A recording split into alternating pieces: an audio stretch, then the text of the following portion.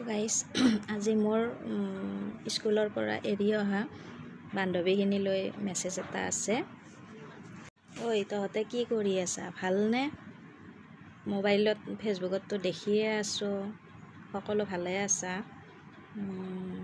এতিয়া কথা হ'ল, মোৰ ভিডিঅ'বোৰ চাই কেনে লাগিছে, ভাল লাগিছে নে নাই? কিন্তু মানে লাইক কমেণ্ট কৰাৰ কাৰণে ভালে লাগিছে দেই, বহুত আগবঢ়াই দিছা। তহঁতৰ কাৰণেও মোৰ মনত পৰিছে, বহুতে ফ্ৰেণ্ডৰ খবৰ ল'ব বা নামটো ল'ব টান পায়। মোৰ মনত অহা বান্ধৱীকেইজনীৰ নাম লৈ দিছোঁ দেই। আৰু যাৰ নাম মনত অহা নাই সিহঁতে একো বেয়া পাই নাথাকিবি। নাফিয়া, মঞ্জু, হিমা, মামনি, তাৰপিছত চয়নিকা, ভাগ্যশ্ৰী, তৰুলতা, কনকলতা, বন্দনা, বৰ্ণালী, নাফিয়া খণ্ডকৰ,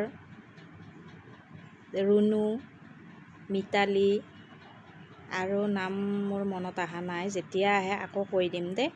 তহঁতে কি মই মৰিলে ভাল পাবি নেকি? এতিয়া যে ভিডিঅ'বোৰত যে লাইক চাইক নকৰা যে, মৰিলে কবি আৰু ৰীতামণি তোক বৰ মিছ কৰিলোঁ দেই, তোলৈ বৰ মনত পৰে। এতিয়াই ক যি ক'ব লগা আছে। বাই বাই দেই।